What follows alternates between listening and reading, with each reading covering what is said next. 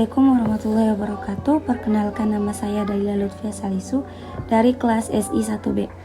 Di sini saya akan menjelaskan beberapa komponen-komponen CPU dan fungsinya. Pengertian CPU sendiri yaitu Central Processing Unit, adalah otak atau sumber dari komputer yang mengatur dan memproses seluruh kerja komputer. CPU ini berbentuk IC yang diberi nama sesuai dengan tipenya. Fungsi CPU adalah menjalankan program-program yang disimpan di memori utama. Hal ini dilakukan dengan cara mengambil instruksi-instruksi dari memori utama dan mengeksekusinya satu persatu sesuai dengan alur perintah. Komponen-komponen yang ada di dalam CPU yaitu motherboard, prosesor, memori, VGA, hard disk, sound card, power supply, optical disk drive, dan casing. Sekarang saya akan menjelaskan fungsi dari beberapa komponen CPU tersebut. Yang pertama yaitu motherboard. Motherboard atau yang sering dipanggil MOBO adalah sebuah komponen yang sangat penting dalam sebuah CPU karena fungsinya adalah sebagai papan sirkuit atau sebagai penghubung dari semua komponen yang ada di dalam CPU.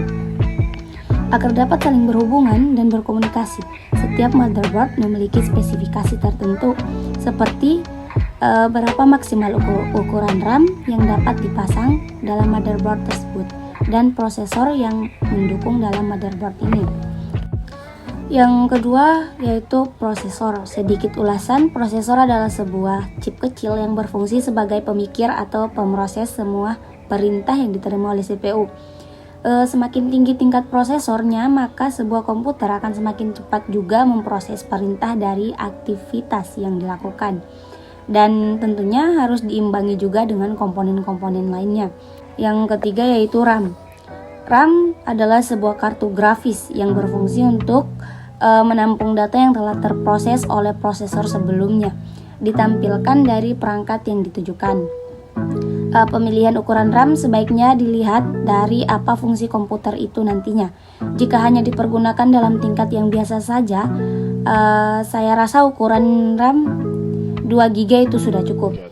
Tetapi jika kita ingin menggunakan komputer itu untuk desain grafis, bermain game berat, ataupun untuk membuka aplikasi yang berat, sebaiknya kita pilih RAM dengan ukuran 4GB atau dengan ukuran yang lebih besar lagi, karena semakin besar RAM yang kita gunakan akan semakin bagus juga performa dari komputer kita.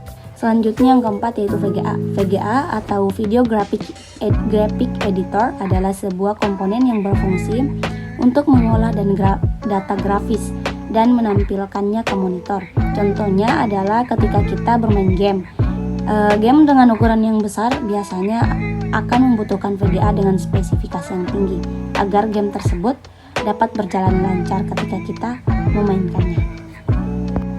Komponen selanjutnya yang kelima yaitu hard disk.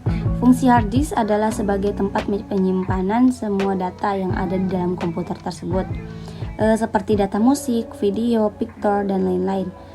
Satuan ukuran dalam hard disk adalah byte dan ukurannya pun bermacam-macam, mulai dari 250GB, 500GB, 750GB, 1 tera, dan lain sebagainya. Yang selanjutnya yaitu keenam sound card. Sound card dari nama komponen ini sepertinya kita sudah bisa menebak apa tugas dari sound card tersebut.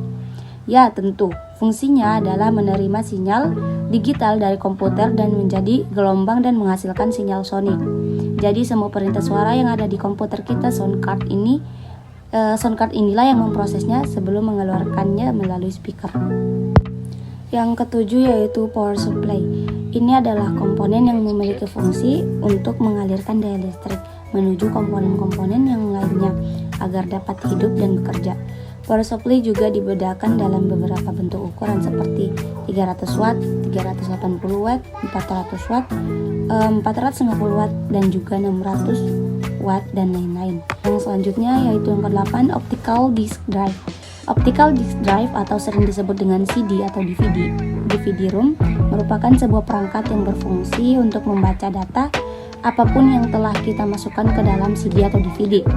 Dan beberapa macam tipe dari optical drive adalah CD-ROM drive, CD-RAW drive, DVD-ROM drive, dan DVD-RAW drive. Dan yang terakhir yaitu komponen yang ke-9 yaitu casing. Casing adalah bagian terluar dari CPU. Berfungsi untuk menutupi dan melindungi komponen-komponen lain dari kotoran, debu, dan lain-lain. CPU juga memiliki fungsi sebagai dudukan atau tempat berdirinya komponen-komponen lain agar dapat berhubung dengan kuat. Sekian penjelasan tentang komponen-komponen CPU dari saya dan fungsinya. Semoga bermanfaat. Wassalamualaikum warahmatullahi wabarakatuh.